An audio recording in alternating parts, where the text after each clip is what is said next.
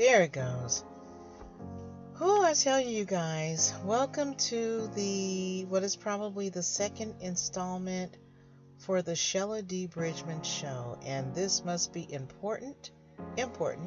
This must be for somebody to hear because I almost walked away and didn't do this. I had so many technical difficulties. So, as the people say, this is probably going to be short and sweet, but I want to get this out to you. I want to share things with you that I think are that can help you, that are worthwhile for me to take the time to talk about, and for it to be something that'll be useful to you.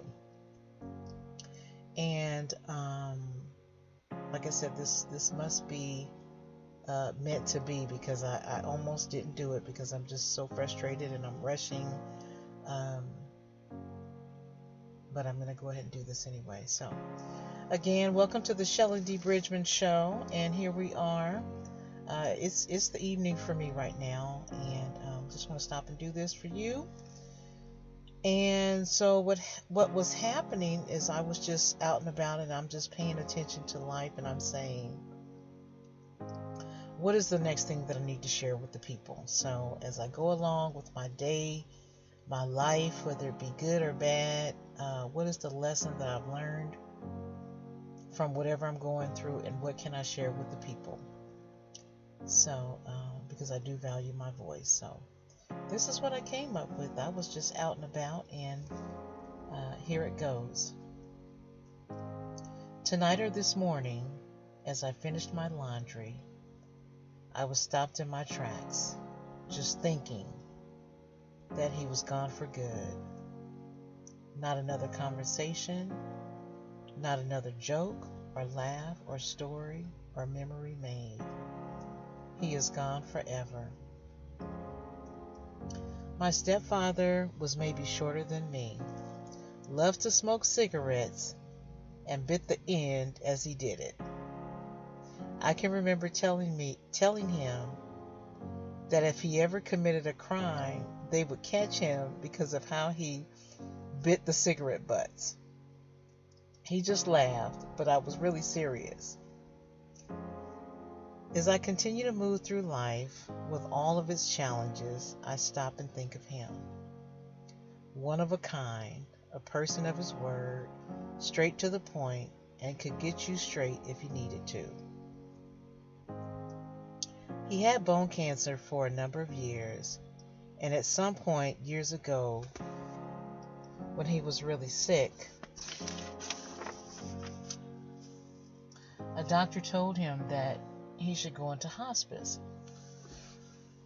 And my stepfather said that he cussed him out. Even recently, when he said that he was in the hospital alone and the staff was not very kind to him, he said he had to cuss them out. So when my little guy is giving me a hard time, I think of who he is named for. He would let you know, but he had a really big heart. Every time I talked to him, I told him I loved him, and most times I told him thank you for what he did for me when I really needed him. After I had left teaching, I was trying to figure out what I would do next. I lived in his home by myself, rent-free.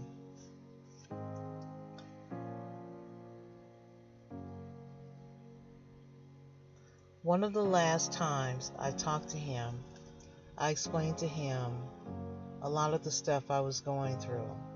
I explained to him that my car had not been running and that I had almost died because of the blood clots in my lungs. I had to explain these things to him because he had just lost two of his brothers, maybe 2 months apart. They had cancer as well, and they were younger than him because he was the oldest. With everything that I was trying to manage, something told me to send him a card. It simply said, It simply thanked him for taking care of my mother's kids. Something told me to do it, and because he was so sentimental, I knew he would appreciate it. A couple of months later, he was gone with no warning. I'm so glad that I followed my inner prompting to do what I did, because I know he saw the card, and that was the last interaction between us.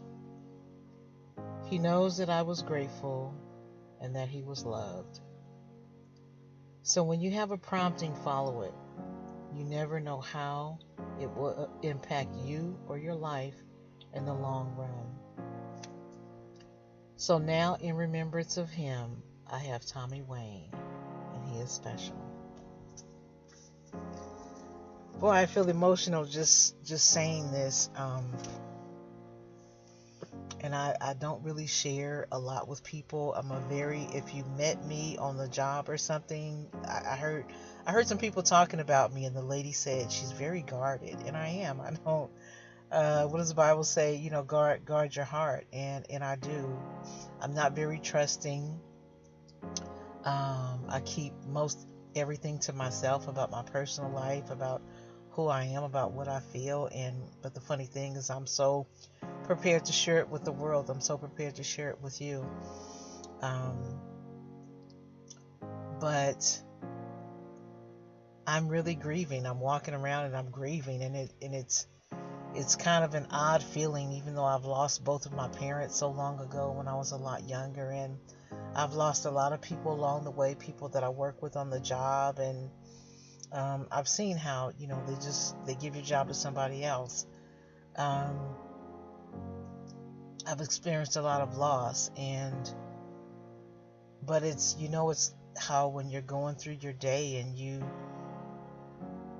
think about that person and how you want to call them, and you remember that they're not there, and you think of how final it is, and there's just not going to be another conversation. I mean, we talk to them because we know that their spirits are still here. But it's something for someone to just be gone, and it's over, it's done, there's nothing else.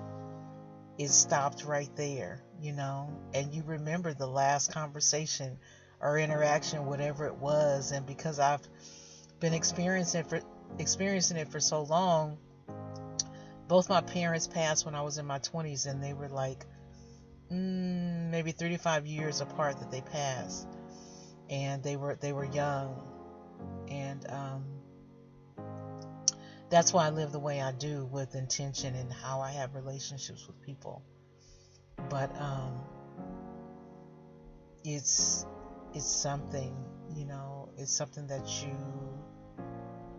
you don't get used to, and with more life comes more experiences and more understanding, and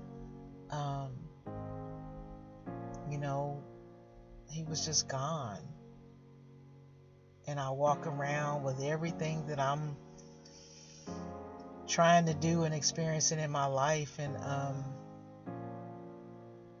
just miss him. So here I am, me, Tommy Wayne, and he's sitting here right next to me, and he's quiet, and he's the most special little guy. Like, I know that he knows when something's happening and when he needs to be quiet, and when he, it's like he came to me.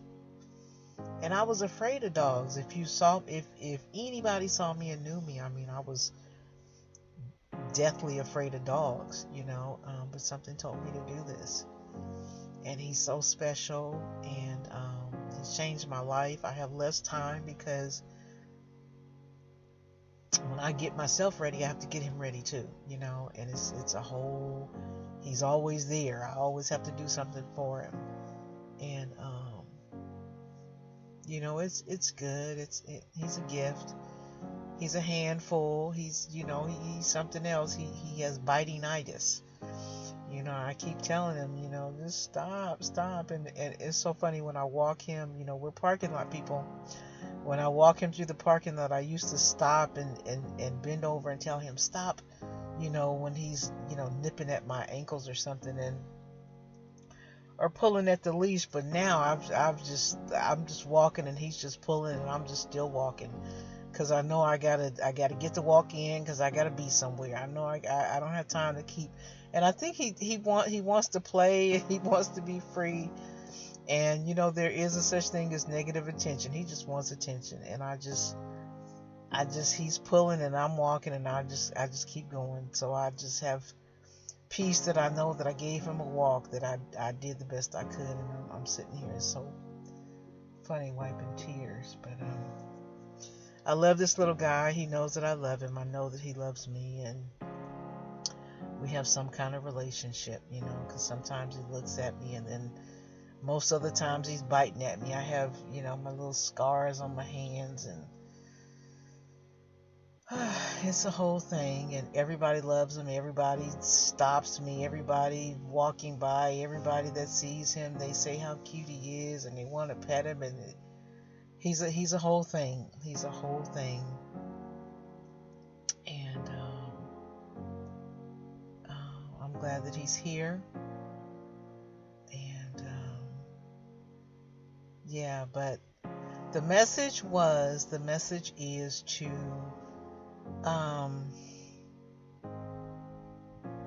when that little voice deep down is telling you to do something, do it, because you don't know what it's connected to. You don't know, whether it be to go to the store, to not go to the store, whether it be to speak to a person, whether it be to take a job, whether it be to not buy that car, whether it be to not date that person, whether it be, anything, from the smallest thing to the largest thing. You don't know what it's really connected to. And that's what my life has been for so many years that I've been paying attention anyway. Every decision has been connected to the next, and I do everything in faith, not really knowing the full outcome. But it's, I have to trust and I have to have faith, and that's what I do. And it keeps leading me, I got this dog. I hate to call him a dog. I got him, and then I got a job. I got, like they just gave me a job. I got a good schedule, and it's like what, because I needed something where I couldn't just leave him. So I take him to work with me, and I leave him in the car, and so I work nights.